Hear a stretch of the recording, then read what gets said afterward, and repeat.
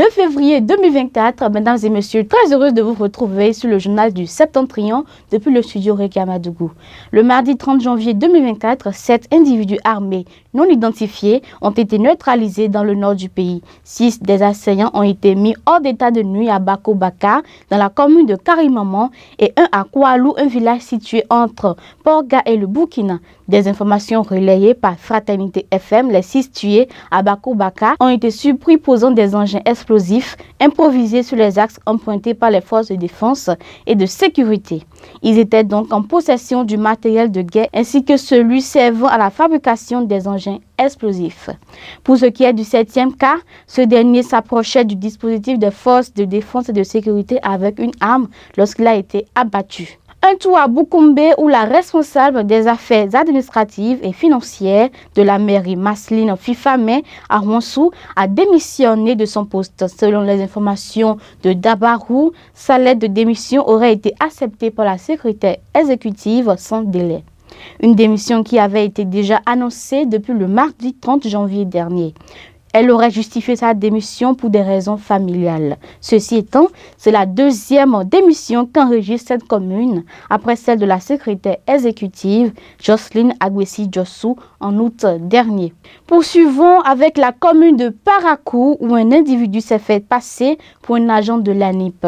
Démasqué le mercredi 31 janvier 2024 au bureau du 1er arrondissement de la ville où se tient l'enrôlement au RAVIP chaque mercredi. Son mode opératoire est de s'approcher des citoyens venus s'enrouler sous prétexte de leur faire vite passer. Selon le responsable de l'équipe de l'ANIP au micro de Fraternité FM, il a été démasqué après la plainte d'une dame. Le faux agent a exigé une somme de 1000 francs CFA à la dame avant inscription sur la liste. Au moment de procéder à son interpellation, l'usurpateur a disparu des lieux. Le responsable de l'équipe de l'ANIP a profité pour inviter les usagers à la vigilance. Décès d'un ancien cadre de la mairie de Parakou. Yagi Assouma n'est plus. Le défunt a été ancien directeur de cabinet de la mairie de Parakou sous le règne du maire Soulé Alagbe et premier directeur de la radio culturelle d'Aimant. Il a tiré sa révérence tôt dans la matinée du jeudi 1er février 2024 des suites d'une longue maladie.